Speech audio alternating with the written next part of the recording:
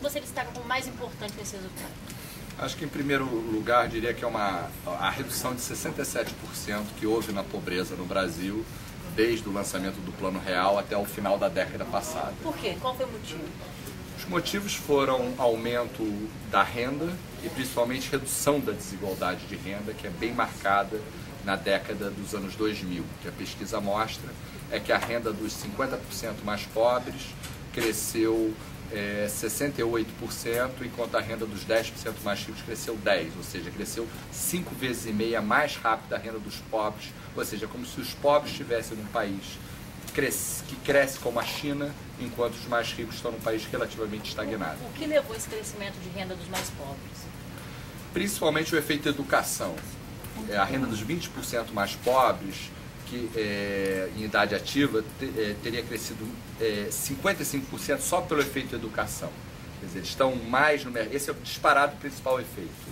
Seguido de efeitos de programas sociais. Então, basicamente, 55% efeito educação, 15% de efeitos de programas sociais, mas as pessoas na base da distribuição estão trabalhando menos e o valor da educação deles diminuiu, aumentou a quantidade e caiu um pouco o preço. Em relação ao grau de escolaridade, né? Você falou que os analfabetos estão conseguindo ter mais oportunidades, crescendo mais do que tem nível superior, né? Qual foi, o que a pesquisa revelou nesse sentido?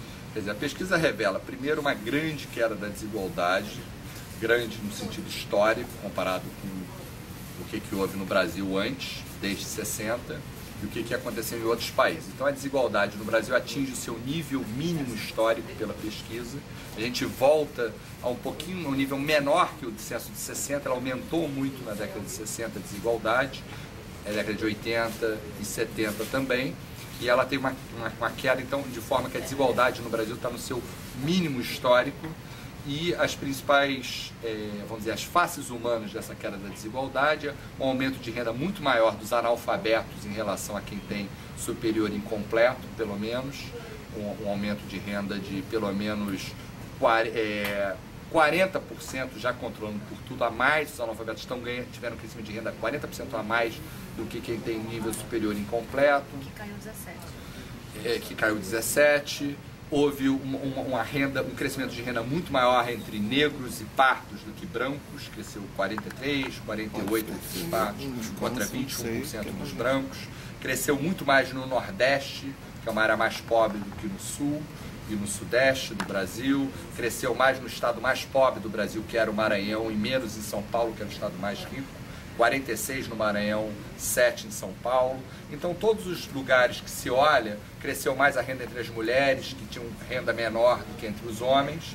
Ainda existe uma diferença importante, mas essas diferenças existentes no Brasil foram diminuídas em grandes proporções. A queda é importante, mas ela ainda precisa melhorar, né? A queda é significativa, mas ainda é um índice que precisa cair ainda mais de desigualdade. O Brasil está no menor nível histórico da sua desigualdade, mas é um nível ainda inaceitavelmente alto para padrões internacionais. Então essa é a má notícia. Agora ela enseja uma boa notícia prospectiva, que significa que a desigualdade no Brasil pode cair de novo, para chegar num nível tipo americano de desigualdade. Ou seja, o que se observou na década atual, na década que acabou de se encerrar, continua acontecendo e provavelmente continuará acontecendo ainda por algum tempo. Ou seja, os pobres no Brasil poderão viver um crescimento chinês ainda por algum tempo, apesar da economia brasileira como um todo não apresentar uma dinâmica de crescimento tão forte. Mas nós tivemos talvez um terço mais difícil para diminuir essa desigualdade, não? Eu diria desigualdade de pobreza. Foi eleita agora uma meta de erradicação de pobreza, o que o estudo mostra que a pobreza caiu 67% desde o lançamento do Plano Real, caiu 32% na era FHC, incluindo o Real, 50% na era Lula, sendo 16% só no ano passado, são quedas expressivas, ou seja, a pobreza caiu 2/3 dos seus valores iniciais nos últimos 16, 17 anos, mas agora a gente entra no terço mais difícil, onde tem um núcleo duro de pobreza, onde essa meta de erradicação vai ter as suas dificuldades. E a expectativa para a próxima década? O país também em relação ao resto do mundo.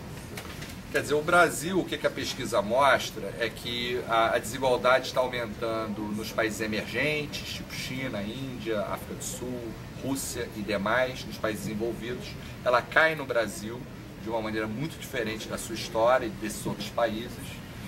E o brasileiro, quando você vê a percepção dele sobre a sua satisfação com a vida, ela aumentou bastante ao longo da década, ou seja, não é só, vamos dizer, uma conta de economista, quanto dinheiro no bolso você tem e tal, é quando as pessoas respondem como é que está a sua vida, existe uma melhora significativa dessas respostas no Brasil, quando comparado a outros países.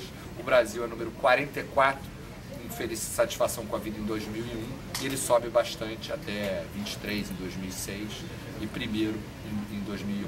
A expectativa para a próxima década? Eu acho que é uma década, quer dizer, na verdade a próxima década já está acontecendo.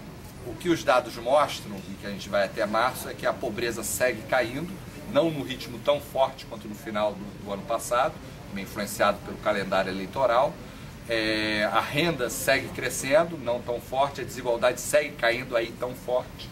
Então é possível reduzir fortemente a pobreza, reduzir fortemente a desigualdade, e desse crescimento do mercado interno, dessa melhora nas condições de vida. As perspectivas são que o Brasil pode avançar, continuar avançando bem fortemente nos próximos anos, justamente porque tem grandes problemas para resolver. Ou seja, é um otimismo condicionado à nossa capacidade de endereçar problemas. Em 90 tínhamos 16% das crianças fora da escola, agora temos 2%. Agora a gente tem que melhorar a qualidade da educação, tem que melhorar a qualidade da gestão pública, até fazer mais com menos recursos, não dá para aumentar mais a carga tributária. E eu acho que temos hoje em dia plataformas para fazer isso, como Bolsa Família, como a avaliação escolar, e temos que fazer mais em outras áreas, microcrédito, ensino técnico. Então o Brasil é um país cheio de desafios, e na medida que a gente conseguir enfrentar esses desafios, a situação de boa parte da população tende a melhorar a taxas comparáveis a que aconteceu nos últimos 10 anos. Eu acho que foi uma belíssima década que se encerra e que na pesquisa a gente intitula de década da redução da desigualdade.